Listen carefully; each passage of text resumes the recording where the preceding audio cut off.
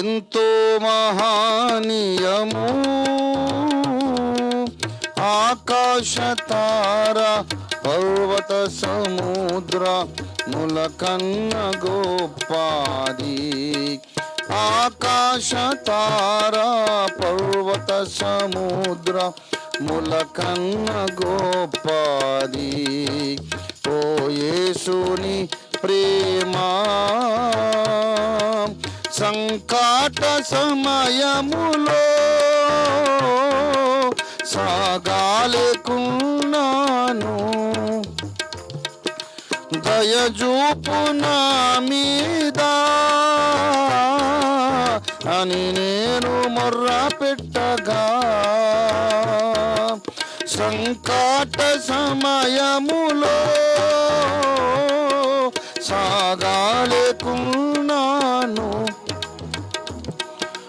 దయచూపు నా మీద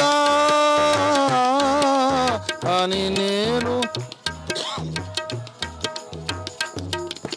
వింటేనంటీవి నా మొరకు ముందే తోడానుందునంటివి తోడానుందునంటివి ఓ యేసుని ప్రేమా ఎంతో మహానీయము ఆకాశ తార పర్వత సముద్ర ములకన్న గోపాది ఆకాశ తార పర్వత సముద్ర ములకన్న గోపాది ఓ యేసుని ప్రేమా దేవునికి స్తోత్రం హల్లెలూయా.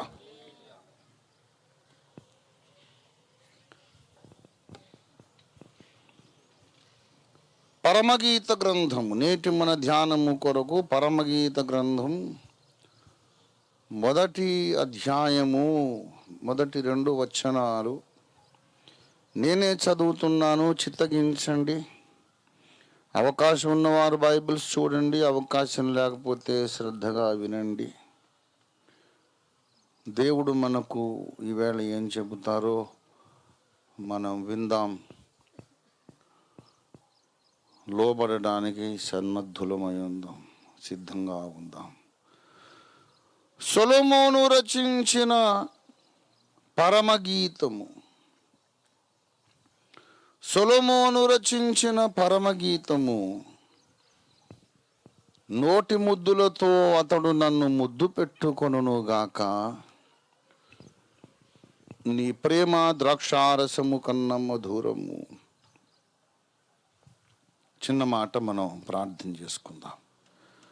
ప్రేమ కలిగిన మా మహాపరిశుద్ధ తండ్రి, జీవాధిపతి క్రీస్తు ప్రభు, నీకు వందనాలు చెల్లిస్తున్నాను. మంచి దేవుడవు, గొప్ప దేవుడవు, నిజముగా ఉన్న దేవుడవు, మార్పు చెందని వాడవు, మంచి దేవుడవు, నీతిమంతుడవు, పరిశుద్ధుడవు, లోపరహితుడవు, మాకు అవసరమైన వాడవు నీ ఒక్కడవే తండ్రి. నీవుంటే అన్నీ మాకు ఉంటాయి, ఆటోమేటిక్గా అన్నీ కలుగుతాయి ప్రభువా. నీవు లేకపోతే మాకు ఏ దీవెన కలగదు, ఏ సంతోషము కలగదు, ఏ తెలివితేటలు, ఏ జ్ఞానము కలగదు, ఏ గ్రహింపు ఉండదు మాకు. నీవు లేకపోతే బ్రతుకే శూన్యము. నీవు మా పక్షంగా, మాకు తోడుగా, మా ప్రక్కన, మా స్నేహితుడుగా, సహాయకుడుగా నిలిస్తే చాలు. శూన్యములోనే సకల బ్రహ్మాండం మా కోసం పుట్టుకొస్తుంది గనుక నీకు వందనాలు చెల్లిస్తున్నాం. యేసయ్యా, ఈ దినము నీ మాట వినగోరుతున్నాం.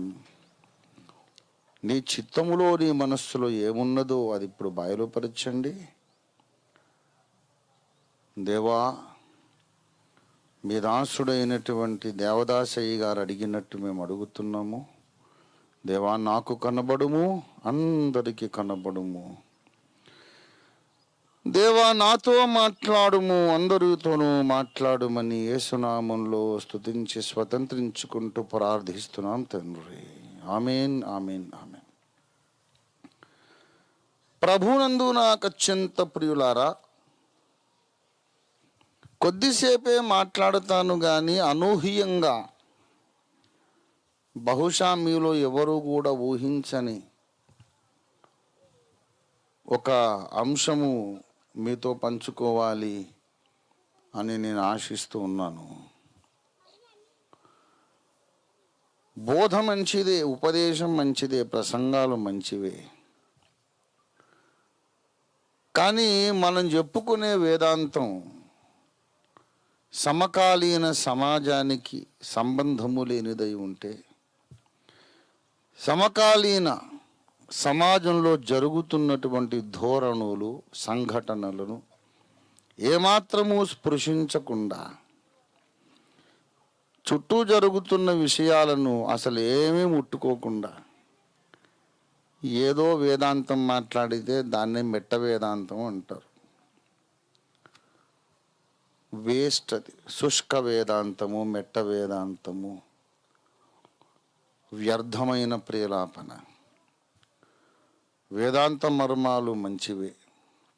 భగవంతుని గూర్చిన, పరాత్పరుని గూర్చినటువంటి గ్రహింపు మనకు ఉండాలి అనడం మంచిదే. దేవుడు ఎవరు, ఎలాంటి వాడు, ఆయన ప్రణాళిక ఏంటి, మనం ఏంటి, ఈ జగత్తు ఏంటి, విశ్వం ఏమిటి, అన్నీ మంచి అంశాలే. కానీ క్రైస్తవ సంఘానికి ఒక బాధ్యత ఉన్నది. సమకాలీన సమాజాన్ని కూడా చూడాలి, జరుగుతున్న వాటికి స్పందించాలి. దేవుడు నన్ను ఈ సందేశం మాట్లాడమన్నాడు.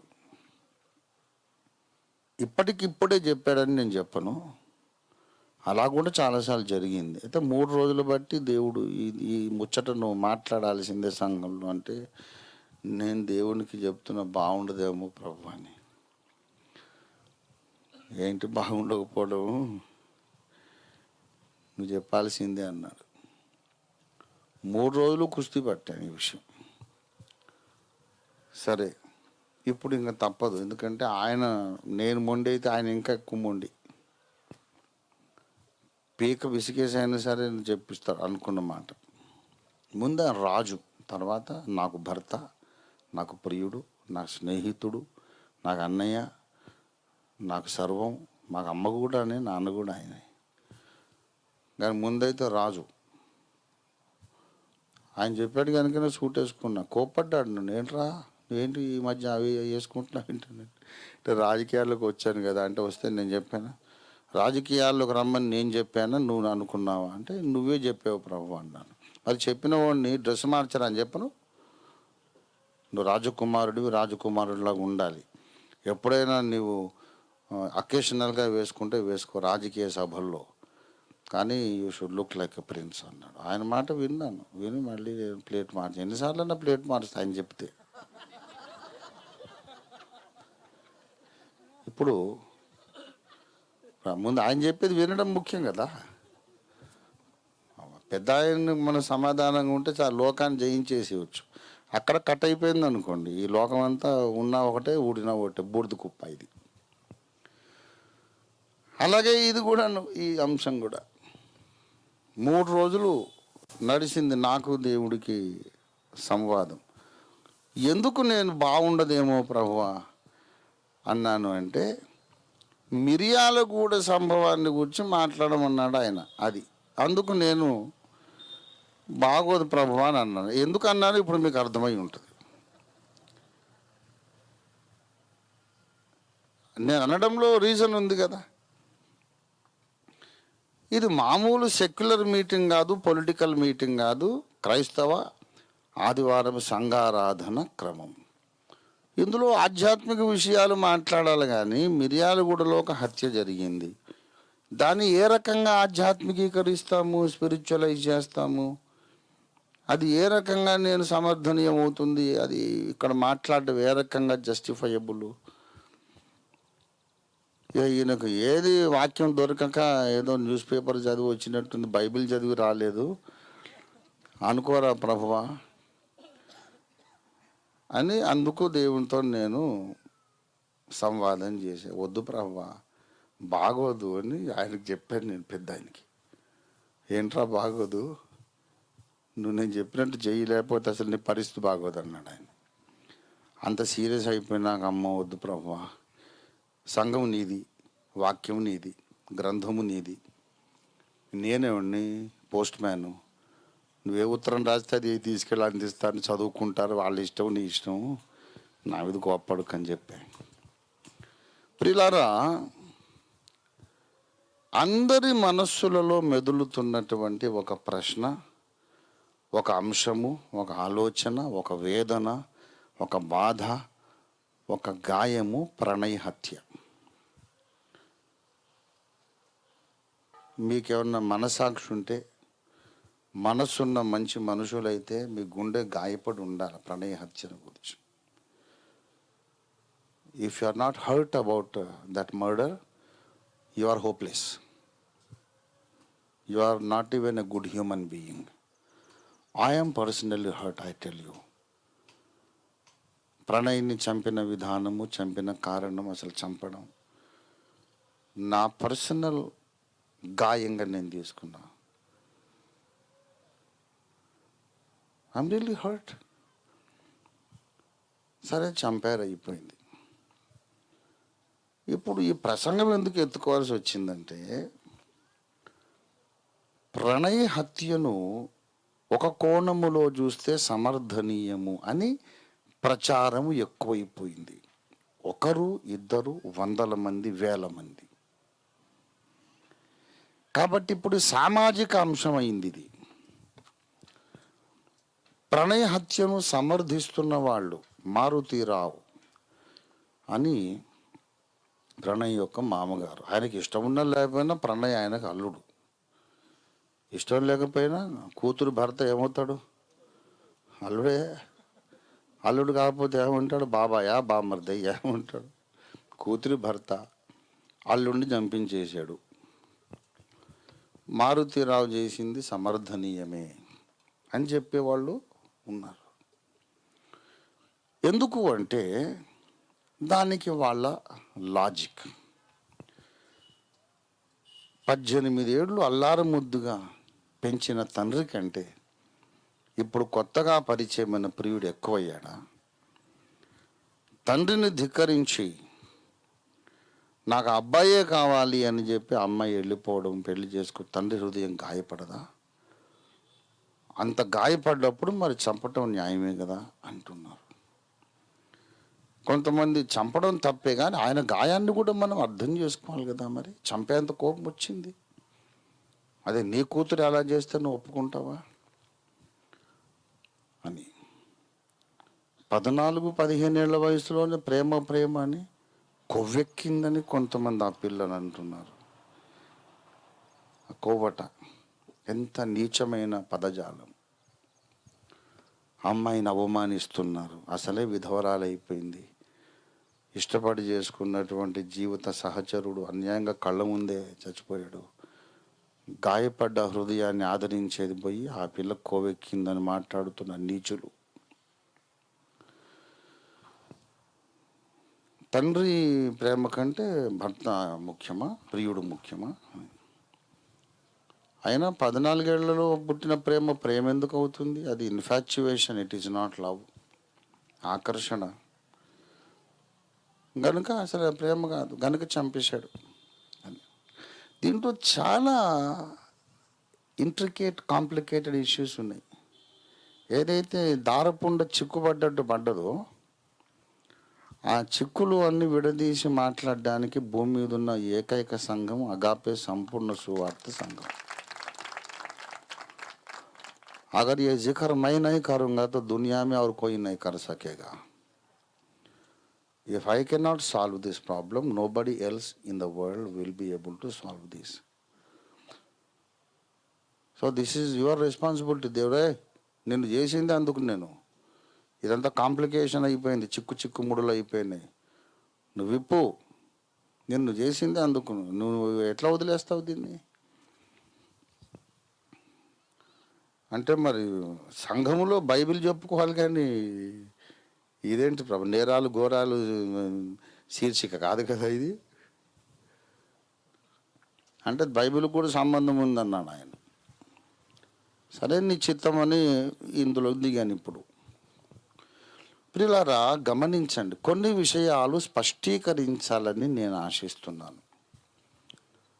ప్రప్రథమంగా ఎట్ ద అవుట్సెట్, అసలు ప్రేమ అనేది ఉన్నదా లేదా? ప్రేమ అనేది మనం గుర్తించాలన్నా గుర్తించొద్దా? ప్రేమ అనే దాన్ని గౌరవంగా చూడాలా వద్దా? ప్రేమించానన్న చెప్పిన ప్రతి ఒక్కడు కొవ్వెక్కినోడేనా, మదము ఎక్కినోడేనా, లేకపోతే ప్రేమ అనే దాంట్లో యథార్థమైనది కూడా ఏమైనా ఉన్నదా? Love without the bond of marriage, పెళ్ళి కాలేదు, ఇద్దరికి పెళ్ళి కాలేదు, చూసి ఇష్టపడి నేను ఈమెను చేసుకోవాలా, ఇతన్ని చేసుకోవాలని మనసు ఆశించింది, మనసు ఇచ్చేశారు. ఇక మనిషి ఇక్కడ లేదు, అక్కడికి వెళ్ళిపోయింది. కూర్చున్న లేచిన నిద్రపోయినా అదే తలంపులు వస్తూ ఉన్నాయి, ప్రేమలో పడిపోయారు. ఇది ఏమన్నా పరిశుద్ధమైన వ్యవహారమా, లేకుంటే భూతా, లేకుంటే వ్యభిచారమా, అపవిత్రమైనదా, లేకుంటే దీన్ని ఏమనుకోవాలి? క్రైస్తవ సంఘము ప్రేమ వ్యవహారము పట్ల ఎలా స్పందించాలి? ఈ క్లారిటీ నేను ఇవ్వకపోతే ఎవరు ఇయ్యరు.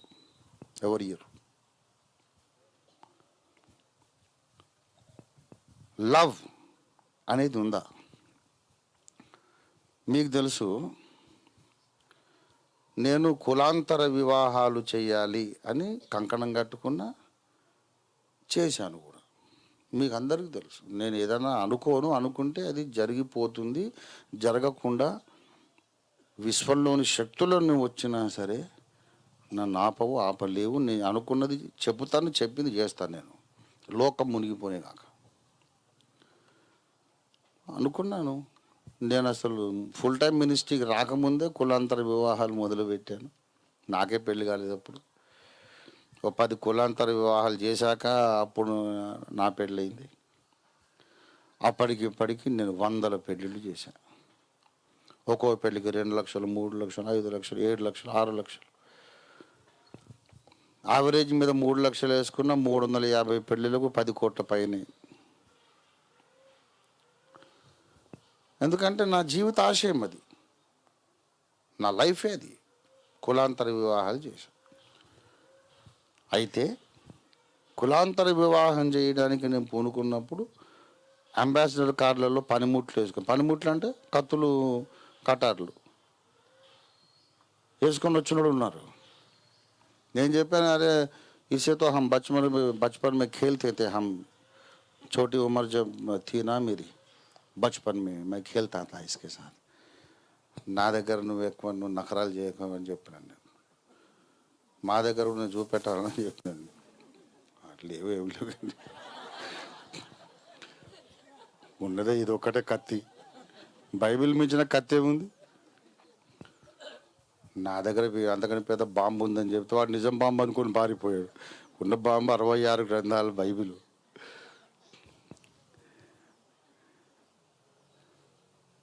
ఎందుకు మన పాస్టర్ దేవరాజు గారి పెళ్ళి, విఠలరావు గారు అమ్మాడు బ్రాహ్మలు మనోడు ఎస్సీ, మన చర్చిలోనే జరిగింది. గొడవ చేద్దామని వచ్చారు. మర్యాదకు భోజనం చేసి అక్షింతలు వేసి వెళ్ళండి, మీరు గొడవ చేస్తే బాగుంటుందని చెప్పి వచ్చారు, దీవించి వెళ్ళారు పెద్దలు. అట్లాగే ఎన్నో జరిగినాయి. కులాంతర వివాహం అసలు కులము నమ్మిన వాడు అసలు క్రైస్తవుడే కాదని ఎన్నోసార్లు చెప్పాను. నేనే ప్రైమ్ మినిస్టర్ అయితే సేమ్ కులంలో వివాహాలు నిషేధిస్తాను అని చెప్పాను కదా. రెడ్డిని రెడ్డే చేసుకుంటాడు, రెడ్డి అమ్మాయిని రెడ్డి అబ్బాయి చేసుకుంటాడు, పుడితే వాడిని రెడ్డి అంటారు. కమ్మ అమ్మాయిని కమ్మ అబ్బాయి చేసుకుంటాడు, పుట్టినోడిని కమ్మ చౌదరి అంటారు. బ్రాహ్మణ అమ్మాయి బ్రాహ్మణ అబ్బాయిని చేసుకుంటుంది, పుడితే బ్రాహ్మణులు అంటారు. మరి కులం ఎప్పుడు పోతుంది? ఎన్ని తరాలైనా భార్యాభర్త అదే కులం, పుట్టేవాడికి అదే కులం పేరు పెడితే కుల వ్యవస్థ ఎప్పుడు పోతుంది? కులం అనే పునాది మీద జాతిని, నీతిని నిర్మించలేరన్నాడు బాబాసాహెబ్ అంబేద్కర్ గారు. కులం ఉన్నంత వరకు దేశం అభివృద్ధి చెందదన్నారు. గనక కులాంతర వివాహం ఒక్కటే కుల వ్యవస్థను కూలగొట్టడానికి ఏకైక మార్గము. Demolish this bloody cost system by encouraging inter caste marriages అన్నారు బాబాసాహెబ్ అంబేద్కర్ గారు. మరి కులాంతరం జరగాలంటే ఎట్లా జరుగుతుంది? పెద్దలందరూ కలిసి కూడి వచ్చి, బాబు ఇప్పటి నుంచి మన కులం వద్దా, ఇంకో కులం చేసుకుందామని పెద్దలందరూ వచ్చేస్తారు. ఎప్పటికైనా కులాంతర వివాహం పెద్దలు కలిసి వస్తే ఎప్పటికైనా మన కులం పిల్లనే చూస్తారు. కులాంతర వివాహం జరగాలంటే కుటుంబ బంధాలను కూడా డామినేట్ చేయగలిగిన స్ట్రాంగ్ సెంటిమెంట్ బాండ్ కావాలి. అదే ప్రేమ. అదే ప్రేమ. ప్రేమ అనే బంధం అన్ని బంధాలను త్రెంచుకోగలిగినంత బలమైనటువంటి బంధం గనక ప్రేమ బంధం ఏర్పడితేనే కులాంతర వివాహాలు జరుగుతాయి. కులాంతర వివాహాలు ఎక్కువ జరిగితేనే కుల వ్యవస్థ అనేది పోతుంది. So philosophically, ideologically I have absolute clarity. కుछ కన్ఫ్యూజన్ నై హై. నేను ఏది నమ్ముతున్నా, ఎందుకు నమ్ముతున్నా అంతా నేను చాలా క్లారిటీ కలిగి ఉన్నాను నేను. సరే, ఇంతగా నేను కులాంతర వివాహాల కొరకు పోరాడేవాడిని. కావాలని నేను కులంలోనే పెళ్ళిళ్ళు చేసిన సందర్భాలు ఉన్నాయి. మన సంఘంలోనే పేర్లు చెప్పడం వాళ్ళకి ఇష్టమో లేదో నాకు తెలియదు. ఒకవేళ ఎప్పటికైనా వాళ్ళు అప్పుడు అంకుల్ చెప్పింది మమ్మల్ని గురించే అంటే అప్పుడు వాళ్ళే సాక్ష్యం ఇస్తారు. నేను చెప్తున్నప్పుడు వీళ్ళ సంగతి పాతోళ్ళు కొంతమందికి తెలిసే ఉంటుంది, మీరు లొకేట్ చేయగలుగుతారు. ఒక రెడ్డి అమ్మాయి మన సంఘానికి వచ్చింది, రక్షణ పొందింది, నా ప్రసంగం విన్నది. సేమ్ కులంలో పెళ్ళిళ్ళు నిషిద్ధము, పెళ్ళి చేసుకోవద్దు, బయట కులం చేసుకోవాలా, మీరందరూ కూడా బయట కులాలు చేసుకోవాలని నేను వాక్యం చెప్పా. ఆ అమ్మాయి ఉండి, నాన్నగారి సిద్ధాంతమే నా సిద్ధాంతం, నా జీవిత విధానం, నేను కులాంతర వివాహమే చేసుకుంటాను అన్నది. ఒక అబ్బాయి పరిగెత్తుకొచ్చాడు, పాస్టర్ గారు ఏం జరిగిందో నాకు తెలియదండి, ఒక 3 సంవత్సరాలు అమ్మాయి నేను ఇష్టపడ్డామండి, ఏ తప్పు చేయలేదు, యథార్థంగా ఇష్టపడ్డాము, ప్రేమించుకున్నాము, ఇప్పుడు ఏదో మతం మార్చుకున్నదట, నన్ను చేసుకొని అనేస్తుంది. ఏదో మా గురువు గారు చెప్పారు ఇంటర్ కాస్ట్ మ్యారేజ్ అని. నేను అసలు జీవితం అంధకారంగా ఉంది, నేను చచ్చిపోతానేమో, బతుకుతానో అనే నమ్మకం లేదండి, ఆత్మహత్య అయితే చేసుకోండి కానీ అసలు నా గుండె ఆగేటట్టుంది, ఎందుకు ఇంతగా నాకు గాయం చేస్తున్నారు, ఆమె మతానికి నేను అడ్డం కాదు అంటే, లేదు కులాంతర వివాహం చేసుకోవాలి. నేను ఆ అబ్బాయి రెడ్డి, ఈ అమ్మాయి రెడ్డి ఇష్టపడ్డారు 3 సంవత్సరాలు. తర్వాత అగాపే బోధ బుర్రకెక్కి, I don't want to marry the same caste fellow. నేను ఆ అమ్మాయిని పిలిచి చెప్పాను, పిచ్చిదానా, ఆదర్శము ఆశయము గొప్పదే కానీ అది ప్రేమ కంటే గొప్పది కాదు. 3 ఏళ్ల కిందట నువ్వు అతనికి మాట ఇచ్చావు, అతన్ని చేసుకోను అనడానికి ఇంకేమైనా కారణం ఉందా? సిద్ధాంతము కాక వేరే కారణం ఉందా? అతని క్యారెక్టర్ మంచిది కాదు, అతడు ఉమనైజరు, చాలా సెటప్పులు పెట్టాడు, తాగుబోతు, వ్యసన పరుడు అని ఏమైనా ఉందా? ఏం లేదండి, clean character, excellent character, only for సిద్ధాంతం నేను అతన్ని చేసుకోనండి. చాలా తప్పు చేస్తున్నావు, దేవుడు నిన్ను క్షమించాడు, వేరే కారణాలు ఉంటే తప్ప ప్రేమకు ద్రోహం చేయొద్దు, ప్రేమ దైవ రూపం. నువ్వు మాట ఇచ్చావు కదా, మాట మీద నిలబడు, మీ పెళ్ళి నేను చేస్తాను అంటే కులాంతరం కాకుండా సేమ్ కులను మీరు చేస్తారంటే నిండు మనస్సుతో ఆశీర్వదించి నేను చేస్తాను, నాకున్న ఆదర్శము కంటే కూడా మీ ప్రేమ గొప్పదని నేను చెప్తున్నానని చెప్పి పెళ్లి చేసే. వాళ్ళకి ఇప్పుడు 2 ఆడపిల్లలు, 2 ముగ్గురు, వాళ్ళ పేరు కూడా నేను చెప్తా, ఇప్పుడు చెప్తా ఈ దశలో. They got married, they are happy, they are blessed with children. They are Sridevi Reddy and Srinivas Reddy, Agape బిడ్డలు. దే ఆర్ ఇన్ ఆస్ట్రేలియా, రెగ్యులర్గా మనల్ని సపోర్ట్ చేస్తారు. ఒకళ్ళు వాళ్ళు ఈ ప్రసంగం వింటూ కూడా ఉండొచ్చు లైవ్లో. ఇలాగే మీరు ఇష్టపడము అనేదాన్ని, ప్రేమ అనేదాన్ని Addanki Ranjith Ophir recognizes and respects it. అది కొవ్వు గివ్వు అన్నోని చెప్పు తీసుకొని కొడతాను నేను.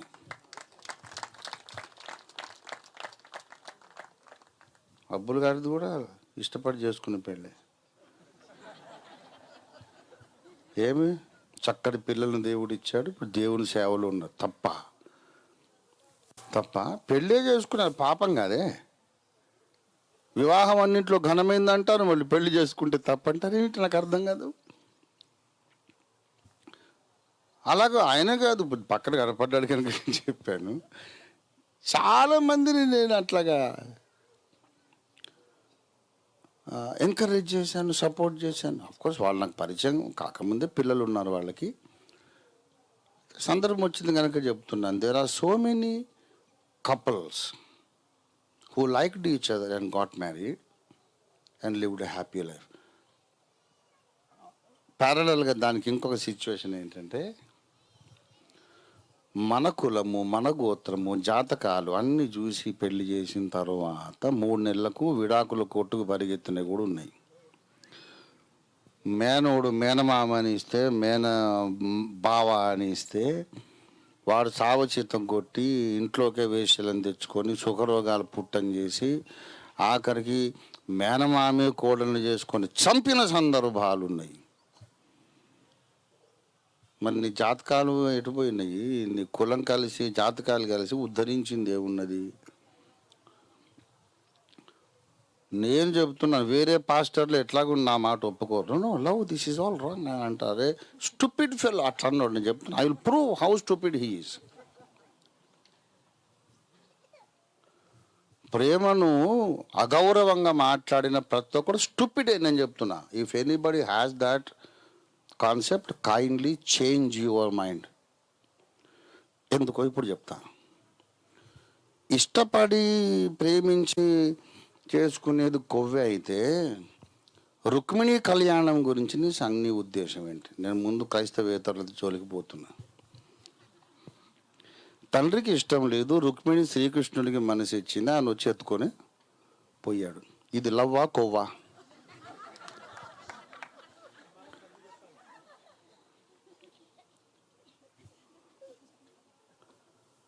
ఏమండి, నువ్వు పురాణ కథలు చెప్పుకొని నువ్వు పరవశించిపోయి తన్మయత్వము చెంది ఆహా ఓహో అనుకున్నప్పుడే అది నీ కొవ్వు కాదు. మరి రుక్మిణి కళ్యాణం కథ విన్నప్పుడంతా ఆడోళ్ళు ఏమో ఊహల్లో రుక్మిణి అయిపోతారు, మగోళ్ళందరూ శ్రీకృష్ణుడు అయిపోతారు. ఆ పారవశ్యములు ఆనందించి చేతి దండం పెట్టుకొని ఇంత మంచి అనుభూతిని ఇచ్చావు శ్రీకృష్ణ పరమాత్మ అనుకుంటారు వీళ్ళు. అప్పుడు మరి నీది కొవ్వా లవ్వా? Double standards. అవును, ప్రేమ కథలు ఇన్ని సినిమాలు తీస్తుంటే అవి ఎందుకు సూపర్ డూపర్ హిట్లు అవుతున్నాయి? అరే అది కొవ్వురా, దాన్ని చూడకరా ఎందుకు అనలేదు? ప్రేమ కథల మీద సినిమా తీసినప్పుడు ఎందుకు హిట్ అవుతున్నాయి అంటే అండర్ ఏజ్ అప్పుడు ప్రేమను మేము సహించమండి అంటున్నారు. మరి 10th క్లాస్ అని ఒక సినిమా తీశారు, సారీ టీచర్ అని ఒక సినిమా తీశారు. అందులో మూతి మీద మీసాలు లేని 14-15 ఏళ్ళ పిల్లోడు టీచర్ను లవ్ చేయడము, దాన్ని లొట్టలేసుకొని పనికి మన విధవలందరూ చూడడము. ఎందుకు సెన్సార్ వాళ్ళు దానికి పర్మిషన్ ఇచ్చారు? మరి అప్పుడు వాడిని ఎందుకు పొడి చేయలేదు? డబుల్ స్టాండర్డ్ వాళ్ళను వాక్య ఖడ్గంతో నరకటానికే ఇది పరశురామ అవతారం. నీకైతే ఒకటి, ఇంకోటికైతే ఇంకో సిద్ధాంతం, ఇంకో స్టాండర్డా నీకు? అరేంజ్డ్ మ్యారేజెస్, ప్రేమ వివాహాలు ఈ సృష్టి ఎప్పటి నుంచి ఉందో అప్పటి నుండి ఉన్నాయి. 2 ఉన్నాయి, 2 గౌరవప్రదమైనవే. ఏది తక్కువ కాదు, ఏది ఎక్కువ కాదు, 2 అవసరమే. ఈ క్లారిటీ నువ్వు ఇవ్వరా, నువ్వు కాకపోతే ఎవడిస్తాడు, నువ్వు తప్పని నాకు చెప్తావు ఏంటని దేవుడు కోపడితే దిగాడు ఇందులోకి. Arranged marriages are honourable, equally honourable are love marriages. ఎందుకో చెప్తా నేను. ఇప్పుడు సీతారాముల కళ్యాణం, వాళ్ళు ఒకరి ముఖం ఒకరు ముందెరగరు, చూసుకోలేదు, తెలీదు. స్వయంవర మండపంలో తప్ప రాముడు ముఖం సీత చూడలేదు, సీత ముఖం రాముడు చూడలేదు. అదేదో నిబంధన ప్రకారం ఆయన శివధనుర్భంగం చేశాడు, అప్పుడు చూసుకొని ఇష్టపడ్డారని వాల్మీకి రామాయణంలో రాయబడింది. పెళ్లి జరిగిపోయింది. సీతారాముల వివాహం పవిత్రం అన్నవాళ్ళు రుక్మిణి శ్రీకృష్ణుల కళ్యాణం అపవిత్రం అని అనగలరా? అది పవిత్రమే, ఇది పవిత్రమే అనేది మన హిందూ సాంప్రదాయం, మన భారతదేశ సాంప్రదాయం. సృష్టి ఆరంభం నుంచి రెండు ఉన్నాయి, అరేంజ్డ్ మ్యారేజెస్ ఉన్నాయి, లవ్ మ్యారేజెస్ ఉన్నాయి. ముక్కు మొహం తెలియని రిబ్కాను ఇసాకు పెళ్లి చేసుకున్నాడు. Strictly arranged marriage. పెళ్లి చేసుకునేదాకా ఆమె చేయి పట్టుకొని పాణిగ్రహణం చేసి గుడారంలోకి తీసుకెళ్లేదాకా రిబ్కా ఎలా ఉంటుందో ఈయనకు తెలియదు. నలుపో తెలుపో లావో సన్నము ఈ ఇసాక్ ఎలా ఉంటాడో ఆమెకు తెలీదు. దేవుడు బయలుపరిచాడు దేవుని చిత్తమని, అతడు లోబడ్డాడు, ఈమె లోబడింది, ఆమె అతనికి భార్య అయింది.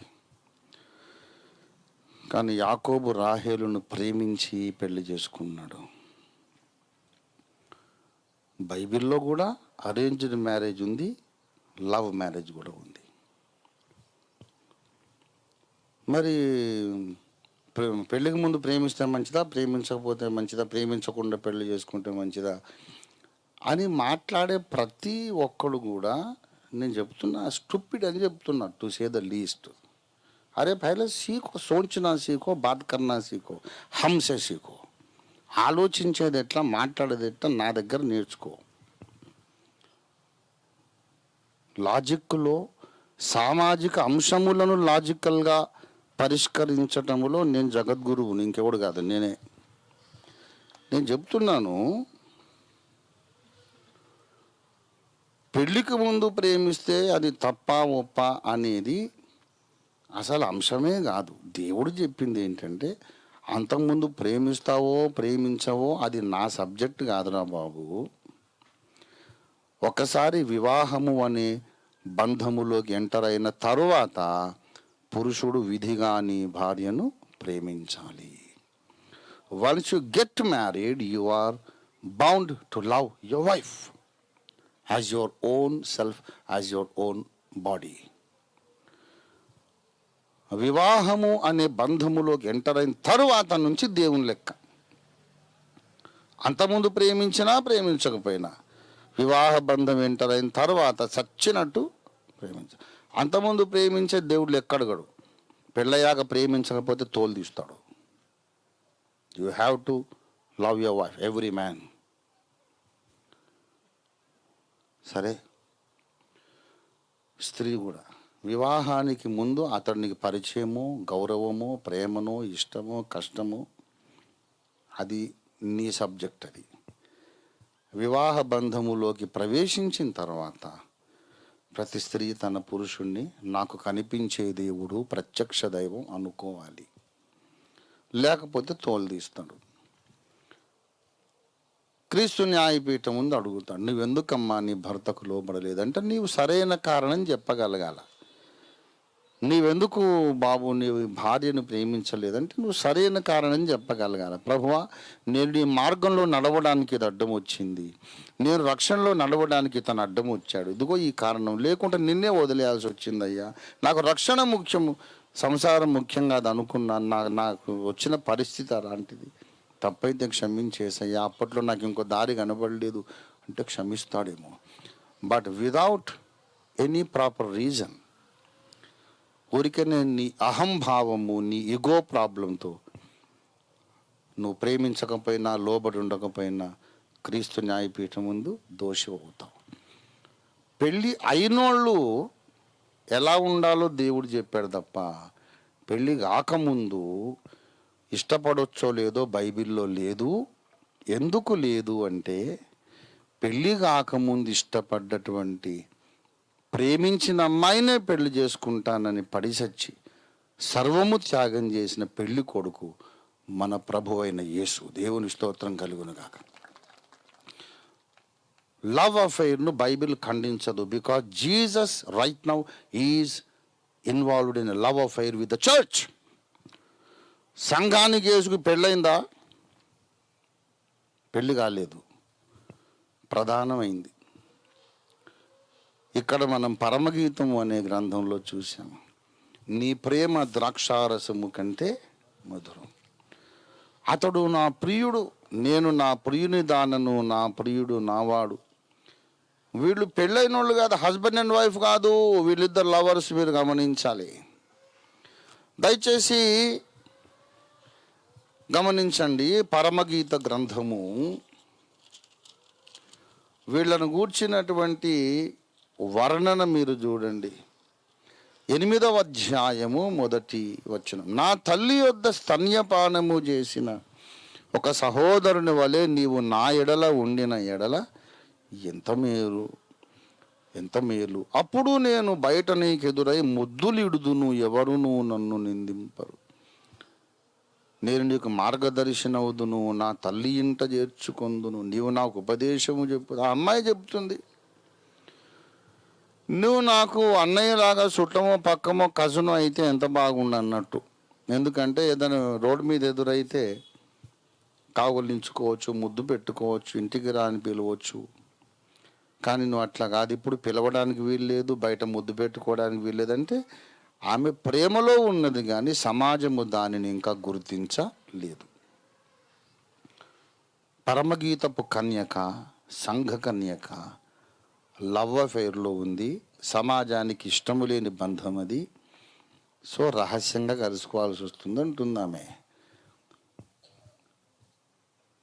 కనుక ప్రేమించి పెళ్లి చేసుకోవడాన్ని బైబిల్ ఖండించదు. ఎందుకు ఖండించదు? ఎందుకు ఖండించదంటే, విశ్వానికి ఆది సంభూతుడైనటువంటి పరమ పెండ్లి కుమారుడు, పరలోక పెళ్లి కుమారుడు పెళ్లి కాకముందే సంఘాన్ని ప్రేమించాడు. యేసయ్య ప్రేమించి పెళ్లి చేసుకున్నాడు. పెళ్లి చేసుకున్న తర్వాత యుగ యుగములు ప్రేమిస్తారు, అది వేరే విషయం. కానీ భూమి మీద ఉన్నంత వరకు మాత్రం before marriage myself and Jesus are in a love affair. We're not married couple. గనక పెళ్ళి కాకముందు నాకు నచ్చడం అనేదే తప్పంటే బైబిల్లోంచి పరమగీతాన్ని చింపి పడేయాల్సి వస్తుంది. పురాణాలలో నుండి రుక్మిణి కళ్యాణం లాంటి దాన్ని చింపి పడేయాల్సి వస్తుంది. అవన్నీ రైట్, కానీ మన కళ్ళ ముందు ఒక రుక్మిణి రైట్ కాదనడం తప్పు. డబుల్ స్టాండర్డ్స్ ఇది, 2 నాలుకల ధోరణి. అయితే అందరూ లవ్ చేసుకోవాలి పెళ్ళి అని నేను చెప్పడం లేదు. If it happens let us not condemn it. ప్రేమ అనేది పెళ్ళికి దారి తీయాలి తప్ప అక్రమ సంబంధాలకు కాదు.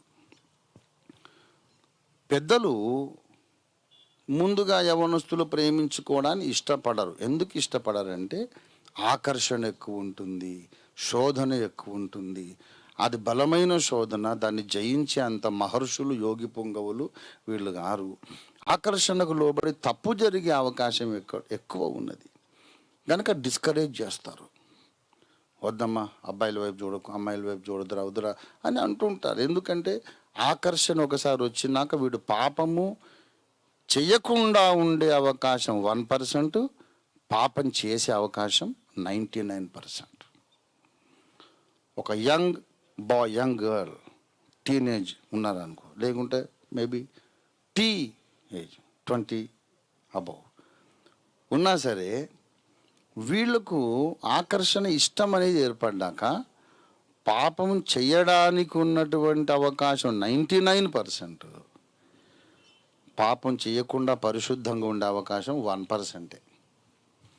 వాడు ఎవడో చాలా ప్రార్థనాపరుడు, నియమనిష్ట కలిగిన వాడు, దేవుడంటే భయం ఉన్నవాడు తప్ప వాడు తప్పు చేసే అవకాశం ఎక్కువ. అందుకే పెద్దలు ఇష్టపడరు. అదే ఎందుకు అది అసలు ఆ తెరువుకే పోకరా, పాకురు బట్టి నాచుబట్టిన బండ మీద నడిచేది ఎందుకు, మళ్ళీ జారి పడ్డానని ఏడ్చేది ఎందుకు? నాచు పట్టిన బండ మీద నడిస్తే జారి పడేది ఎంత సహజము, యవనస్తులు ఒకళ్ళ మీద ఒకళ్ళు దృష్టి పెట్టిన తర్వాత పాపం చేసేది అంతా సహజం. ఆ తెరువు పోవాకు ఒకసారి బంధం ఏర్పడ్డాక మళ్ళీ పెళ్లి జరగకపోతే హృదయానికి గాయము. ఎందుకురా అసలు ఆ సబ్జెక్టే స్విచ్ ఆఫ్ చేసేయి. పెళ్ళైన తర్వాత నీకు అమ్మాయిని ఇస్తాం, ఆమెను ప్రేమించుకో. ఒక అబ్బాయిని ఇస్తాం, వాడిని ప్రేమించుకుంటావో లేకుంటే ఫ్రై చేసుకుంటావో నీ ఇష్టం.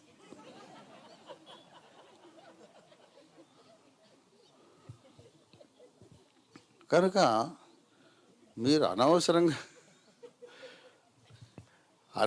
ముందెందుకు ఈ శోధనకరమైన కాలు జారే చోట్లోకి ఎందుకు వెళ్తారు మీరు అనేది పెద్దల యొక్క పరిపక్వ ఆలోచన ధోరణి. వాళ్ళని కూడా అర్థం చేసుకుంటున్నాను. నేను పెద్దోడే, నాకు షష్టి పూర్తి అవుతుంది, నాకు తెలీదు ప్రేమ అంటే ఏంటో తెలుసు, పెళ్ళి అంటే ఏంటో తెలుసు, పెటాకులు అంటే ఏంటో తెలుసు, గొడవలు అంటే ఏంటో తెలుసు, నాకు తెలుసు. ఎవరికైనా అనుభవం ఉంటే నాకు డబల్ అనుభవం ఉంది.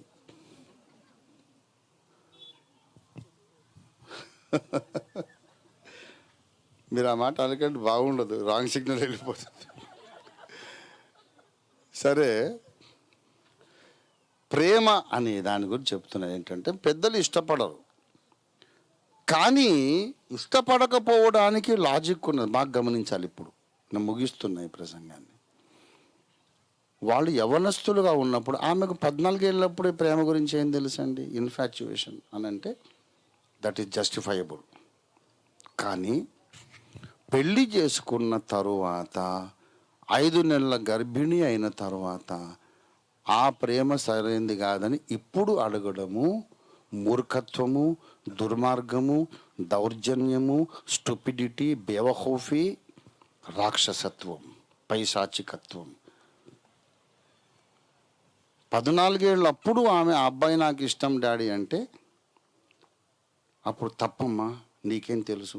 లోకం తెలుసా? నీకు సమాజం తెలుసా? ఏం తెలుసు నీకేం? అప్పుడు ఏం జ్ఞానం ఉంది? వాడెట్లా నచ్చేసాడు నీకు? లేదమ్మా, టైం వచ్చినప్పుడు పెద్దవాళ్ళం మేము పెళ్లి చేస్తాము నువ్వు అని చెప్పొచ్చు, 100% రైట్. కానీ ఆ ఇష్టము 4 ఏళ్ళు 5 ఏళ్ళు కొనసాగి మేజర్ అయిన తర్వాత పెళ్ళి కూడా లీగల్గా జరిగిపోయి ఆమె 5 నెలల గర్భిణిగా ఉన్నప్పుడు, అప్పుడు ఫస్ట్ మొదలుపెట్టినప్పుడు ఆమె ఇన్ఫాక్చుయేషన్ అయి ఉండొచ్చు కదా అని గర్భిణిగా ఉన్న ఈమెను విధవరాల్ని చేయడం రాక్షసత్వము. దీన్ని సమర్థించిన వాడు పందుల కంటే నీచుడాడు. Is that clear for you? You cannot question the genuinity of the love of a married woman already. పెళ్ళి అయిపోయింది, సంసారం అయిపోయింది, 5 నెలల గర్భిణి, 5 నెలల శిశువు ఆమె కడుపులో ఉన్నాడు, ఉన్నాడు. 5 నెలల బిడ్డ ఆమె కడుపులో ఉంటే ఆమె భర్తను చంపేసి అప్పుడు నీ ప్రేమ సరైంది కాదని అనడము.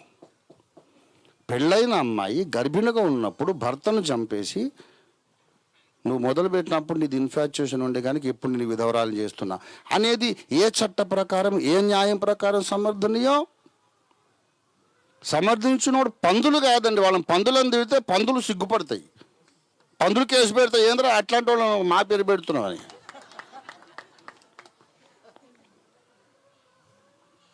నేను క్షమించను, నేను చెప్తున్నా. ఇష్టమైతే వీళ్ళు అక్షింతలు వేయండి, లేకుంటే నోరు మూసుకొని కూర్చోండి. మేజర్ అయిన వాళ్ళు తప్పు నిర్ణయం తీసుకుంటే దాని మంచి చెడులు వాళ్ళే మోస్తారు. ఇష్టం లేకపోతే చుట్టరికాలు మానేయండి. చంపడానికి మాత్రం ఎవరికి హక్కు లేదు. సమర్థించిన వాళ్ళు కూడా నా దృష్టికి పందులేనని చెప్తాను. I'm very serious about this. ఒక హత్యను సమర్థిస్తారా నాగరిక సమాజంలో? దానికి మీరు ఉన్నతమైన ఆదర్శాలు మళ్ళీ వాళ్ళు ఇస్తున్నారు. తండ్రి కంటే భర్త ముఖ్యమా? ఎవడండి ఆ మాటన్న విధవ? యుక్త వయస్సు వచ్చిన స్త్రీకి తండ్రి కాదు భర్తే ముఖ్యమని అన్ని శాస్త్రాలు చెప్తున్నాయి. యుక్త వయసు వచ్చిన స్త్రీ భర్త మీద దెబ్బలాడి ఇంటికి వస్తే కన్న తండ్రి పాఠం చెబుతాడు. అమ్మ, అతడే నీకు దేవుడు అనుకో, కొడితే పడు, చంపితే చచ్చిపోగాని పుట్టింటికి రాకమ్మా, ఇది ధర్మము కాదు.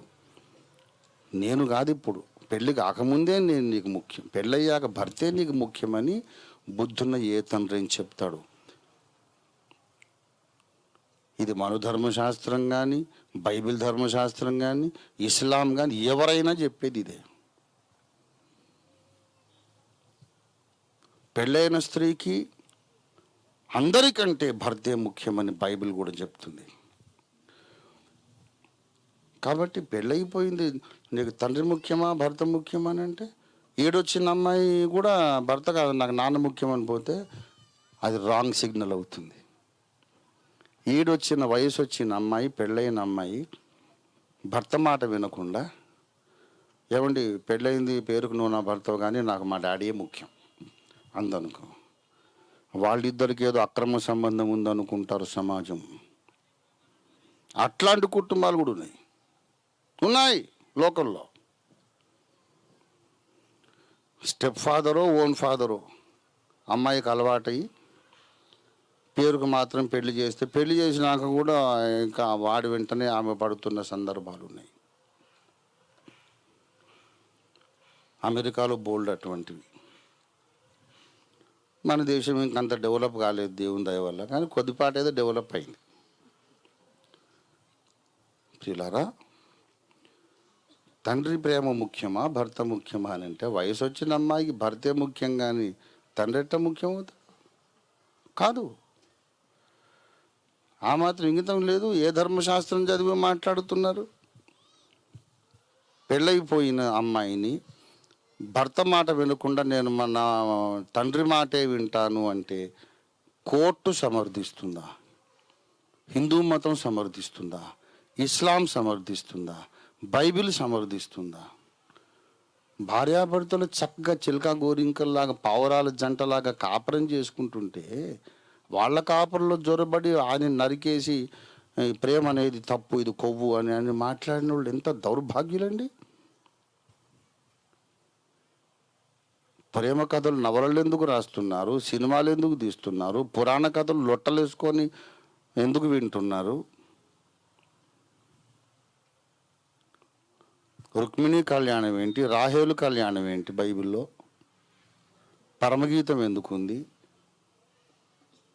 हमारे नज़र में प्यार मोहब्बत जो है वो इश्क जो है बहुत पाक चीज़ है, చాలా పవిత్రమైన విషయం. క్లారిటీ ఇస్తున్నా. మనసులో ఇష్టం ఏర్పడితే చట్టబద్ధముగా ఇద్దరు దంపతులు అయ్యేదాకా వీళ్ళు కోరికలను నిగ్రహించుకొని తప్పు చేయకుండా ఉండాలి. తప్పు చేయడానికి లైసెన్స్ లేదు. హృదయం ఇవ్వడానికి లైసెన్స్ ఉంది, శరీరం కలవడానికి లైసెన్స్ లేదు. మనసులో ఇష్టపడ్డావా, లీగల్గా పెళ్లి చేసుకొని ఒక నిబంధన చేసుకొని ఒక లీగల్ బైండింగ్, ఒక బంధంలోకి ప్రవేశించి ఒకరికొకరు నమ్మకంగా ఉండండి. Absolutely nothing wrong. Love affair when leads to illicit relationship is wrong. But love, when it leads to marriage legally, it is highly honorable. I am so happy this is being recorded. So as a Christian, as a church of the living God, we strongly condemn every idiotic fellow, every stupid fellow who is supporting Mr. Maruti Rao. Agape Church is condemning this. Agape సంపూర్ణ సువార్త సంఘం మారుతిరావు చేసిన దుర్మార్గాన్ని, అతన్ని సమర్థిస్తున్న వాళ్ళందరినీ కూడా చెప్పు తీసుకొట్టాలి అని ప్రకటిస్తుంది. Agape సంఘం యొక్క తీర్పు నేను వదలను. ఇది పర్సనల్గా నాకున్నటువంటి కమిట్మెంట్. నీ బోర్డు ఈగో కొరకు నేను పెంచాను, నేను కన్నాను కనుక నేను చెప్పినోడిని చేసుకోవాలి, నేను చెప్పినోడిని చేసుకోకపోతే నేను కాపురం చేయను, నిన్ను విధవరాలను చేస్తా అన్న రాక్షసుడిని తగిన రీతిగా శిక్షించాలి. ఎలా శిక్షించాలి అంటే, ఆ పని ఇంకొకడు చేయాలంటే వాడి ప్యాంట్లు దడిచిపోవాలి, అంత భీకరంగా వాడిని శిక్షించాలని నేను డిమాండ్ చేశాను, చేస్తున్నాను. అది జరిగేదాకా వదలను అని కూడా చెప్తున్నాను. How can anybody support a murder for any cause? And the cause you are giving is a stupid reason, illogical reason.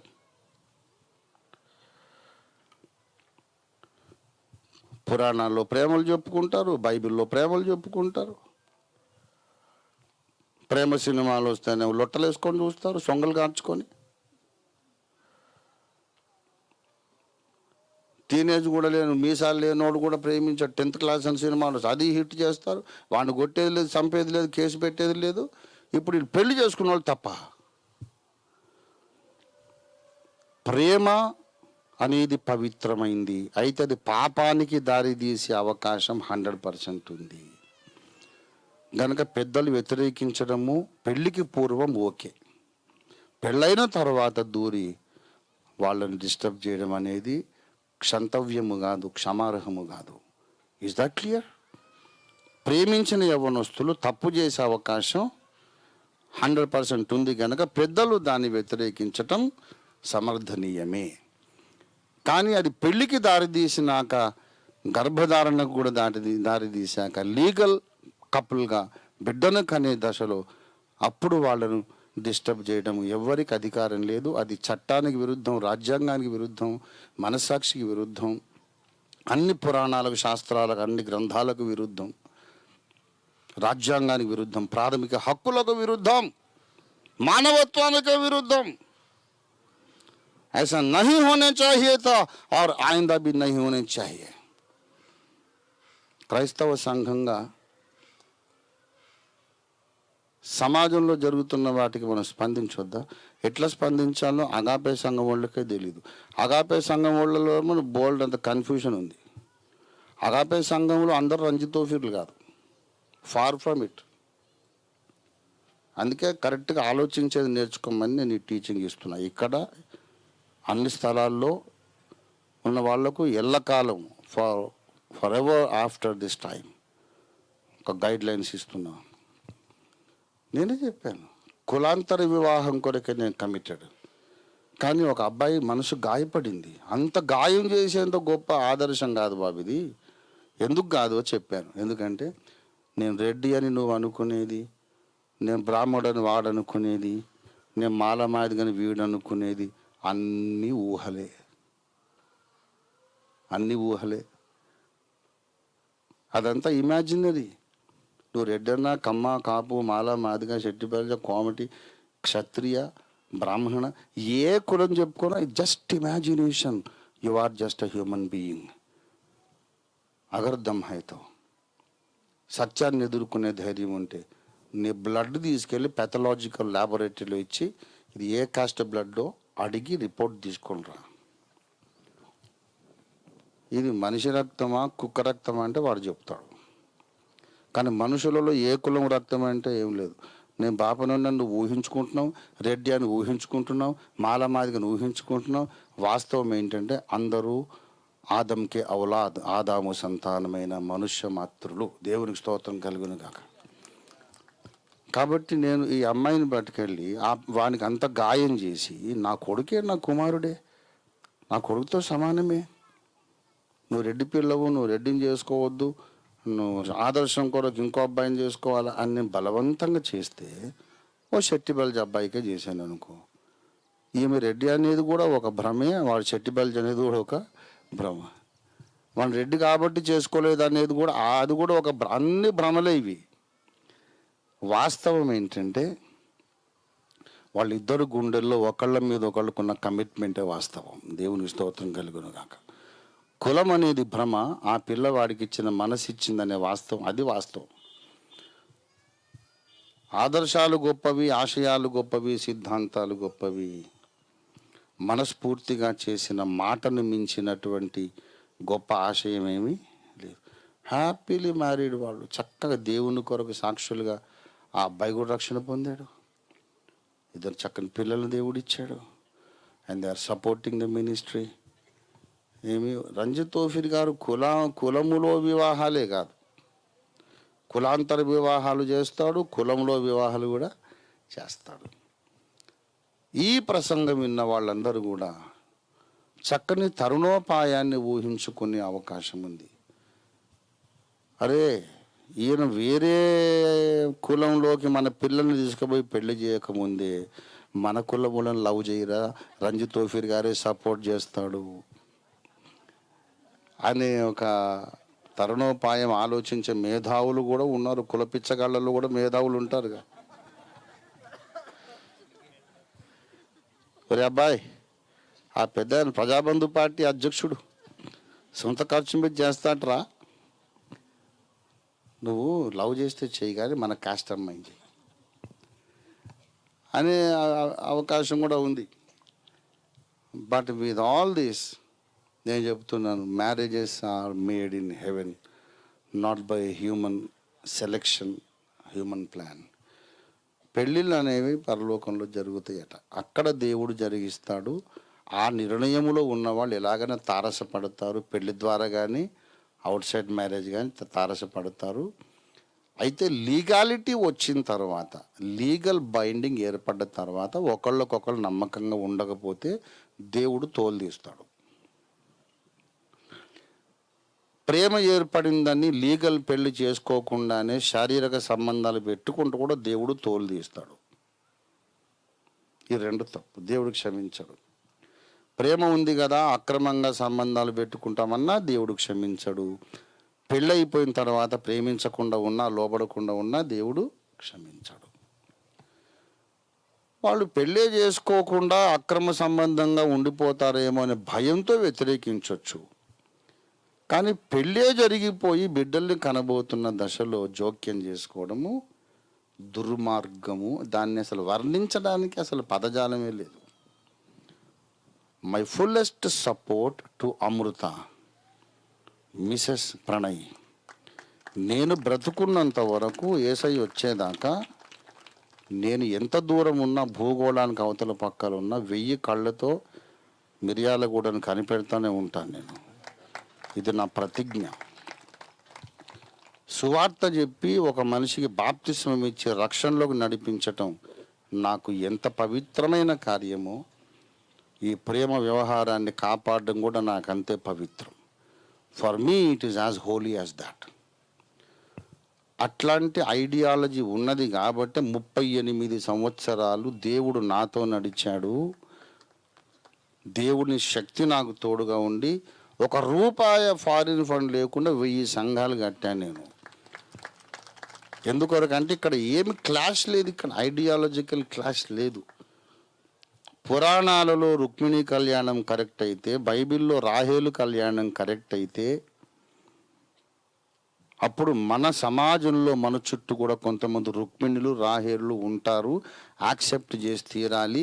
లేకపోతే పురాణాలు తగలబెట్టాలి, బైబిల్ తగలబెట్టాలి. లేకపోతే మన హృదయంలో ఉండే మూర్ఖమైన భావజాలాన్ని తగలబెట్టాలి. అంత క్లారిటీ ఉంది నాకు. కనుక క్రైస్తవులందరూ కొంచెం సంస్కారవంతులుగా మాట్లాడండి. రాహేల్ను గుర్తుపెట్టుకొని, రుక్మిణిని గుర్తుపెట్టుకొని అమృతకు తీర్పు తీర్చండి. లేకపోతే ఇక మనల్ని పోల్చడానికి ఏ జంతువు ఉండదు. ఇక గనుక ప్రియులారా, సామాజికంగా ఉన్నటువంటి ఈ సమస్యల పట్ల న్యాయమైనటువంటి ధోరణి, న్యాయమైన తీర్పు, న్యాయమైన జడ్జిమెంట్ మనం చెప్పగలిగిన నాడే మన నోట్లో వచ్చే సువార్త ప్రకటనను లోకము గౌరవిస్తుంది, లోకము ఘనపరుస్తుంది, అంగీకరిస్తుంది. ఎందుకంటే నేను శ్రీకృష్ణుని రుక్మిణి కళ్యాణాన్ని గౌరవించాను, రాహేల్ కళ్యాణం గౌరవించాను. ఇప్పుడు నన్నెందుకు అంగీకరించారు మీరు బోధకునిగా అని అడిగే హక్కు నాకుంది. సమాజము పట్ల మనం న్యాయమైన ఆలోచన కలిగి ఉండాలి. కులాంతరము, కులములో పెళ్ళో ముందు ఇష్టపడి చేసుకున్నారు, తర్వాత పెళ్ళిళ్ళు చేసుకున్నాక ఇష్టపడ్డారు. నువ్వు ఎట్లాగైనా ఉండు, 2 పాయింట్లు ముఖ్యం. ఇక్కడ 2 పాయింట్లే ముఖ్యం. వివాహము అనే లీగల్ అగ్రిమెంట్, నిబంధన, కవనెంటు జరగక ముందు శారీరక సంపర్కము పూర్తిగా నిషిద్ధము. వివాహం అనే లీగల్ నిబంధన జరిగిన తర్వాత భార్య లోబడకపోవడం, భర్త ప్రేమించకపోవడం క్షమించకూడని నేరాలు. ఈ 2 ఫ్యాక్ట్స్. ఈ క్లారిటీలో ఉండండి. ఎవరైనా ఇష్టపడి పెళ్లి చేసుకున్నా కూడా బ్లెస్ చేయండి. Wish you happy long married life. ఆదర్శ జంటగా జీవించండి. 10 కాలాలు 100 వసంతాలు జీవించమని దీవించాలి. వాడు పెద్ద మనిషి అంటే. ఆఖరిన కంక్లూజన్ చెప్తున్నా. ఇక్కడ వింటున్నోళ్ళు, దూరాన్ని వింటున్నోళ్ళు చాలామంది నన్ను ఒక ప్రశ్న అడగాలి, వీడు పెద్ద నీతులు చెప్తున్నాడు, వీడిని అడగాలని అనుకునే వెధవలు ఉన్నారు. వాళ్ళ కొరకు చెప్తున్నా నేను. ఏమయ్యా పెద్ద నీతులు చెప్తున్నావు, నీ పిల్లలే ప్రేమ వివాహాలు చేసుకుంటే, కులం దాటి మతం దాటి చేసుకుంటే నువ్వేం చేస్తావు, ఊరుకుంటావా అంటే, ఓరి వెధవా, నా సొంత కొడుకే ప్రేమించి ఒక కేరళ ముస్లిం అమ్మాయిని పెళ్లి చేసుకున్నాడు. నా కోడలుగా నేను ఆమెను అంగీకరించాను. నా కడుపులో దాచుకొని పెంచుకుంటున్నా. నా కొడుకు వాడు దేవుడు లేడు, నాకు నమ్మకం లేదు డాడీ అంటే, అయినా నా కొడుకు వేరే అని ప్రేమిస్తున్నా. ఎమ్మ కోడలమ్మ బాగున్నావా అని ఆ ముస్లిం అమ్మాయిని నేను పిలుస్తున్నా. They are legally married couple. I'm happy, I'm loving them. క్యారే సునారే బేవకూఫ్. నన్ను ఎవడైనా అడగాలనుకున్న బేవకూఫ్ వాళ్ళని అడుగుతున్నాను నేను. నా ఇంట్లో నా కొడుకే ప్రేమించి కులము మతము దాటి ఒక అమ్మాయిని పెళ్లి చేసుకుంటే ఆశీర్వదించిన పెద్ద మనిషిని నేను. నన్ను అడగకండి. నేను ఆచరించని సిద్ధాంతం ఎప్పుడు బోధించలేదు, బోధించింది ఎప్పుడు ఆచరించకుండా ఉండలేదు. That is doctor Addanki Ranjith Ophir. నా పార్టీ ప్రజాబంధు పార్టీ, అంటే ప్రజలందరూ నా చుట్టాలే అనే పార్టీ. ముస్లింలు చుట్టాలే, హిందువులు చుట్టాలే, ట్రైబల్స్ చుట్టాలే, నాస్తికులు చుట్టాలే, అన్ని మతాలు అన్ని కులాలు నాకు బంధువులే అనే విశాల హృదయం నాది. ప్రేమ వివాహాలు ఎవరో చేసుకున్నా గౌరవించాను. నా ఇంట్లోనే జరిగిన సంతోషంగా నిండు మనస్సుతో గౌరవించా. కొంతమంది నాకు చెప్పారు, ఆ పిల్ల వాడికి మందు పెట్టుంటే ఇదే పని. నా కోడలు నా కొడుకును ఒక భార్యలాగా చూడదు, ఒక తల్లిలాగా చూస్తుంది. జన్మనిచ్చిన తల్లి ఎంత మమకారంగా చూసుకోవాలో వాడిని అలా చూసుకుంటుంది నా కోడలు. నాకు పెద్ద మనుషులు చెప్తారు, వాడికి ఆమె మందు పెట్టిందట, మందు కక్కిపియాలంట. నేనేం కక్కిపియాను, ఒకటి పెట్టినా కూడా మంచిదే ఉండి వాళ్ళు సంతోషంగా ఉన్నారు, నాకు అంతే చాలని చెప్పి. నా కొడుకు సంతోషమేనండి నాకు కావాల్సింది. నాకు ఇంకేం కులం మతం అక్కర్లేదు. My son Vikram is happy with his wife, a Muslim girl. I am happy if my son is happy. మారుతిరావుకు నాకు ఎంత తేడా ఇప్పుడు తెలిసిందా? నా కూతురు సంతోషంగా ఉందని వాడు అనుకోలేకపోయాడు. నా కొడుకు ముస్లింను పెళ్లి చేసుకున్న నా కొడుకు సంతోషంగా ఉన్నాడు, నాకు అంతే చాలని 1000 సంఘాలు కట్టిన బోధకుడిని నేను ఆమోదించగలిగాను.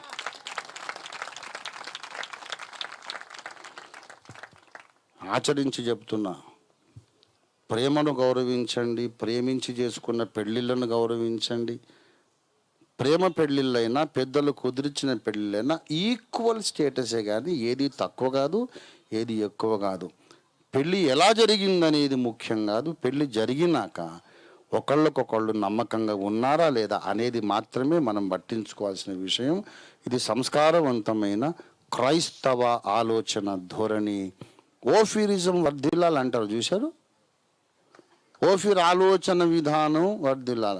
అసలు నీకు ఏంటి తెలిసింది ఓఫీర్ ఆలోచన విధానము? ముందు అది పెద్ద సముద్రం, అది బంగాళాఖాతం అంత సముద్రం. ఓఫీరిజం, ఓఫీర్ ఐడియాలజీ అంటే బ్రతుక్కాలం పడుతుంది. నేను అందరితో చనువుగా ఉంటాను. దానికి అర్థం ఆయన మామూలు అనుకోకండి, ఎప్పుడో మూతులు పగిలిపోతాయి. జాగ్రత్తగా నన్ను, నా ఐడియాలజీని చూసి నేర్చుకోండి. అప్పుడు కొంచెం ఆ సింహాసనం మీద ఎక్కడానికి, కనీసం దగ్గరికన్నా రావడానికి అవకాశం ఉంటుంది. లేకుంటే పరలోకానికి వచ్చేది అనుమానము, వచ్చినా కూడా ఫుట్పాత్ మీద ఉండేది మాత్రం ఖాయం. దయచేసి ఇక్కడ మారాలి. మనస్సు మారి నూతన మగుట వలన రూపాంతరము పొందాల. ప్రేమను ఖండించునోడు పరమగీతం ఎలా చదువుతాడు? నా ప్రియురాల సుందరవతి. దానికి బ్రదర్ ఇమ్రాన్ గారు అడిగాడు, that is a pornographic book, how you can call it Holi Bible అని అన్నాడు ఆయన. సుందరవతి, నీ వందముగా నడుచుచున్నావు, నీ కన్నులు, నీ పెదవులు అని అన్నీ ఆమెను వర్ణిస్తాడు. Is this the holy Bible you are respecting? It's or pornography అన్నాడు ఆయన. నేనన్నాను, మైండ్లో ఉండేది అంతటా కనిపిస్తుంది మనకు. మైండ్లో ఉంది కనుక నీకు అన్ని పార్నోగ్రఫీ కనిపిస్తుంది. లోపల పరిశుద్ధత ఉంటే అన్ని పరిశుద్ధంగా కనబడతాయి.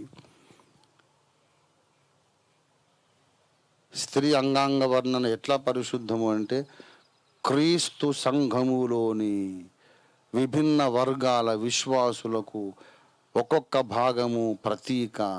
అది మహిమ ప్రపంచంలో రాశాను.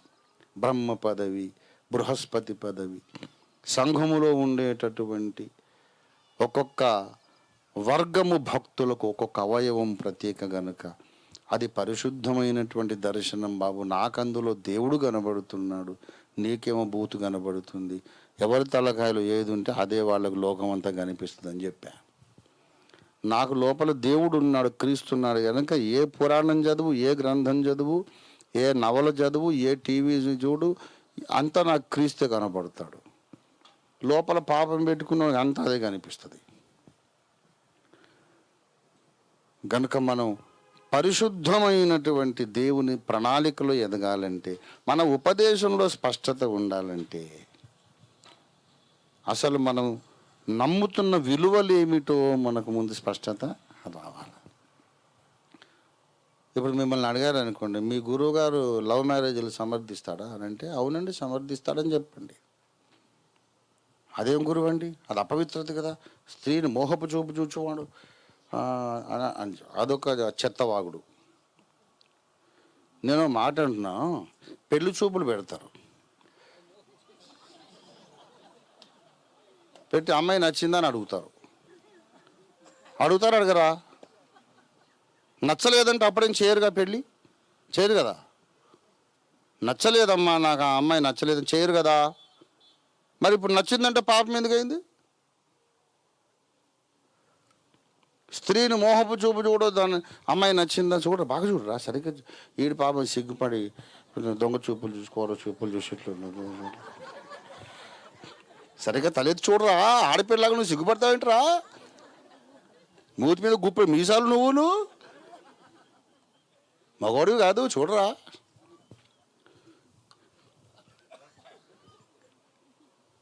చూసి నచ్చింది లేదు,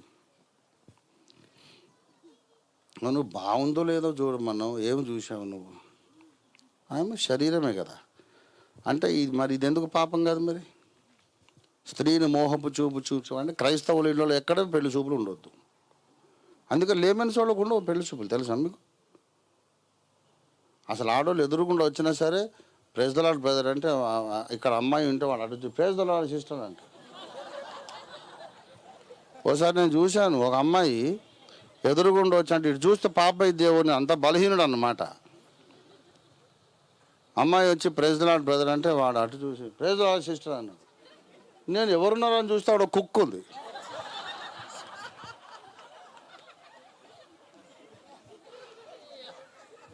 నేను అబ్బాయి ఎంత మర్యాదస్తులు బ్రదర్ మీరు, దానికి కూడా ప్రైజ్ ద లార్డ్ చెప్పారండి. ఏంటి దేనికి నేను చెప్పడం? ప్రైజ్ ద లార్డ్ చాలా బాగుందిలేండి అండి. ఏంటి అంటే అది కుక్ అండి, మంచిగా తెల్ల కుక్క బాగుంది. ఏంటి కుక్ ఏంటి? ప్రైజ్ ద లార్డ్ ఏంటి అంటే, మీరు ప్రైజ్ ద లార్డ్ అని అటు చూశారు కదా అంటే, ఇటు చూడొద్దని అటు చూశాను, అనుకోకుండా నా కర్మ నేనేం చేయను.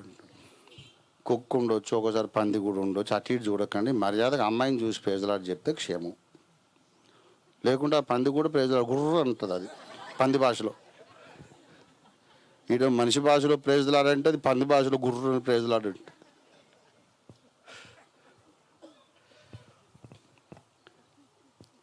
ప్రియులారా, స్త్రీని మోహపు చూపు అంటే చూసి బాగుంది అనుకుంటే అక్కడే వ్యభిచారం అంటున్నారు. మరి పెళ్లి చూపులు అప్పుడు వ్యభిచారమేనా జరుగుతుంది అంటే దిస్ ఈజ్ లైసెన్స్డ్ మోహపు చూపు, లైసెన్స్డ్ మానసిక వ్యభిచారం. చూసి అమ్మాయిని చూసి బాగుంది నచ్చింది అన్నాడు, అన్న తర్వాత కట్నం గిట్నం కుదరదు, చేసుకోరు, మళ్ళీ ఇంకో అమ్మాయిని చూస్తారు. మరి అప్పుడు నచ్చింది అన్నాడు కదా, మరి వ్యభిచారేనా? నరకంలో పడేయాలనా? వ్యభిచారం అరేంజ్ చేసిన వీళ్ళను నరకంలో పడేయాలనా? ప్రేమను ద్వేషించే ప్రతి ఒక్కడు చెత్తగాడు. నేను చెప్తున్నా, నువ్వు పరలోకానికి వెళ్ళినా సరే సింహాసనం మీద ఉండవు. అగాపే సంఘంలో కూడా మస్తు చెత్త భారత్ ఉంది. అందుకే ఇప్పుడు నేను స్వచ్ఛ భారత్ చేస్తున్నా, మొత్తం ఊడ్చి పారేస్తున్నా. తప్పు కదా, అది ఇష్టపడద్దు కదా, చూడొద్దు కదా, చేదు అంత తిక్కవాగుడది. ఆ చెత్త అంతా ఊడ్చి అవతల వాళ్ళకి తగలబెట్టేసి బరాబర్ ఇష్టపడతాం. ఇష్టపడమే తప్పు అన్నోళ్ళకు నేను చెప్తున్నా, ఇష్టపడే వయసే రాకముందు బాల్య వివాహాలు చేసే దమ్ముంటే చెయ్యండి. వాళ్ళు ఇష్టపడే అంత మెచ్యూరిటీ మైండ్కి వచ్చేదాకా ఎందుకు ఉంచావు? మరి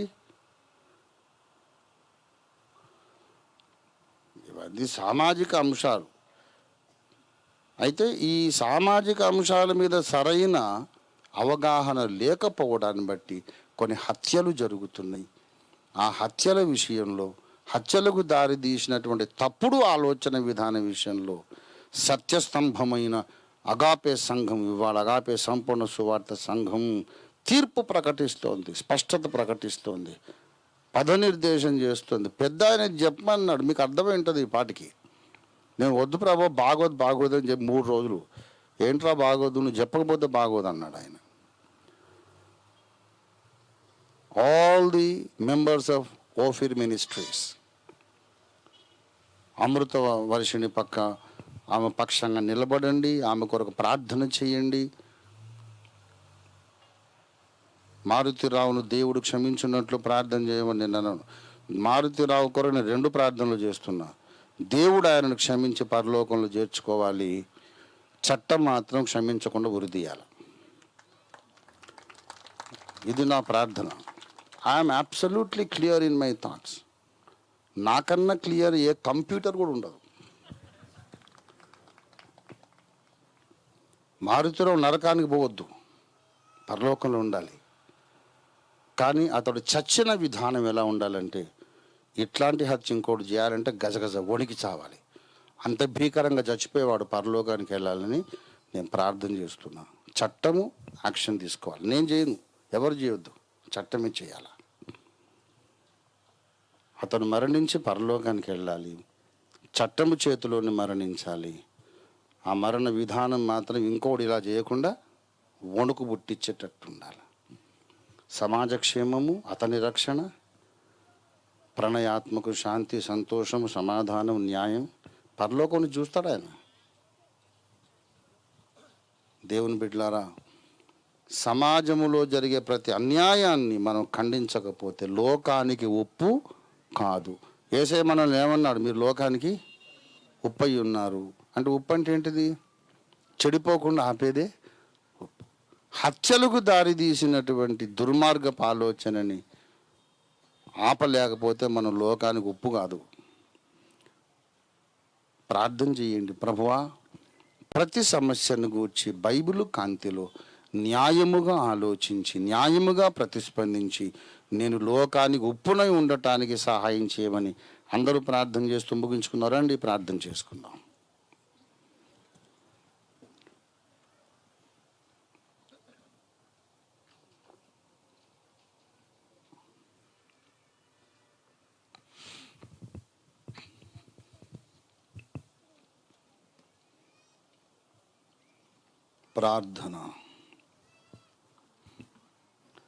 ప్రార్థన చేయగలవా?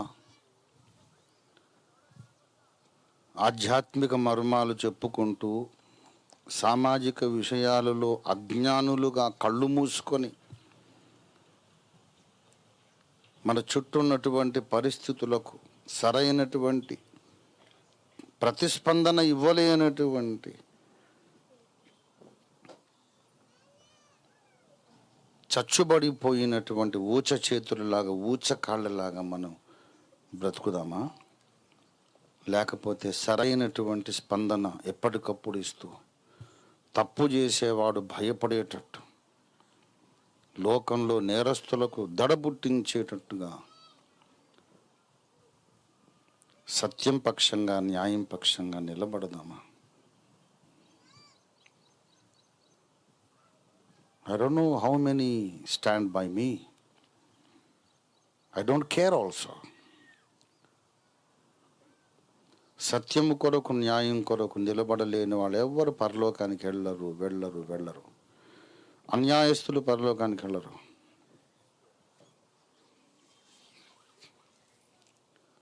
ప్రార్థన.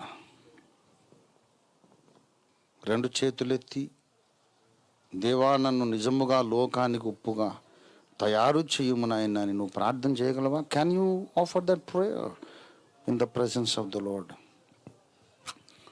Lord, make me the real salt of this world. నన్ను ఉప్పుగా చేయి తండ్రి. సమాజంలోని డీకేని ఆపగలిగే ఉప్పుగా నన్ను చేయమని ప్రార్థన చేయగలవా? హల్లెలూయా, హల్లెలూయా, హల్లెలూయా, హల్లెలూయా, హల్లెలూయా, హల్లెలూయా, హల్లెలూయా, హల్లెలూయా, హల్లెలూయా, హల్లెలూయా, హల్లెలూయా, హల్లెలూయా. క్రీస్తే నిన్ను ప్రేమించెనని తన ప్రాణమర్పించెనని, క్రీస్తే నిన్ను ప్రేమించెనని తన ప్రాణమర్పించెనని, స్వస్థపరచె నిర్దోషముగా ముడత కళంకం లేనిదిగా మహిమాయుక్తంబుగా నిలుపగోరే యేసువా మహిమ.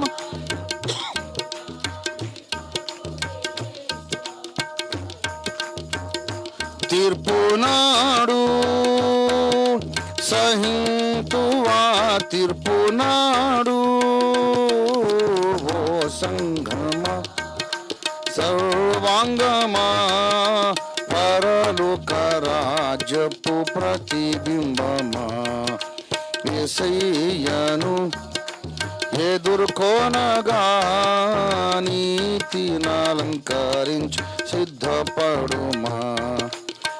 సంఘమా వినుమా, కడపటి బూర మ్రోగగనే, కనురెప్ప పాటున మారుదువా. కడపటి బూర మ్రోగగనే, కనురెప్ప పాటున మారుదువా. వాడిగా మేఘ సేనుడవై నడి ఆకాశం పోగలవా. గొర్రె పిల్ల సంఘమా క్రీస్తురాజు సంఘమా, గొర్రె పిల్ల సంఘమా క్రీస్తురాజు సంఘమా, రారాజునెదుర్కొనగలవా, రారాజునెదుర్కొనగలవా. ఓ సంఘమా సర్వాంగమా, పరలోక రాజ్యపు ప్రతిబింబమా, యేసయ్యను ఎదుర్కొనగా నీతినలంకరించి సిద్ధపడుమా. ఓ సంఘమా వినుమా. ప్రార్థన. ప్రేమ కలిగిన మా మహాపరిశుద్ధ తండ్రి, మీ అంతఃకరణము సంకుచితమై ఉన్నది. మీ అంతఃకరణములు విశాలపరచబడాలి అని మేధాసుడైన పౌలు భక్తుడు కొరింథు సంఘానికి వ్రాసిన మాట ఇప్పుడు మా కొరకు మేమే ప్రార్థనగా నీ సన్నిధికి తెస్తున్నాము తండ్రి. మా అంతఃకరణాలు విశాలము చేయండి. మాకు ఇష్టం కానిది జరిగినా, మాకు ఇష్టమైనది జరిగినా అవతల క్షేమము కనబడుతున్నంతసేపు దాన్ని మేము ఆశీర్వదించాలి అనే విశాల హృదయం ప్రతి భారతీయునికి ఇవ్వండి, ప్రతి క్రైస్తవునికి ఇవ్వండి, అన్ని మతాలలోని భక్తులకు ఇవ్వండి, అన్ని మతముల సభ్యులు, అనుయాయులు, ఆరాధకులకు ఇవ్వండి. అట్లాంటి విశాల హృదయం మరి ప్రత్యేకంగా ఎవరికి ఉన్నా లేకపోయినా సత్యమునకు స్తంభము ఆధారమని మీరు పిలిచి నిలబెట్టి కట్టి నిర్మించి పరిపాలించుచున్న ఓఫీర్ మినిస్ట్రీస్ ఇంటర్నేషనల్ అగాపే సంపూర్ణ సువార్త సంఘ సభ్యులకందరికీ అంతఃకరణములు విశాలము చేయమని ప్రార్థన చేస్తున్నాం. తండ్రి, సంఘముగా మేము ప్రణయ్ స్మృతిని జ్ఞాపకం చేసుకొని దుఃఖితులమై ఉన్నాం. అతని భార్య చిన్నారి అమృతను మీరు ధైర్యపరిచి ఆదరించండి, వారికి న్యాయము జరిగించండి. నేరస్తులను భీకరముగా దండిస్తూనే వాళ్లకు నిత్యరక్షణ కూడా దయచేయమని ప్రార్థన చేస్తున్నాం. నేరస్తులను సమర్థిస్తున్న వాళ్ళందరికీ మారు మనసు ఇవ్వండి, లేదా దండన పంపించండి. సమాజంలో తప్పు చేయాలంటే మనుషులు గడగడ వణికి చచ్చే పరిస్థితి భారతదేశంలో రప్పించడానికి మమ్మను లోకానికి నిజమైన ఉప్పుగా నిలబెట్టమని ఆశీర్వదించమని యేసు ఘననామంలో స్తుతించి ప్రార్థిస్తున్నాం తండ్రి.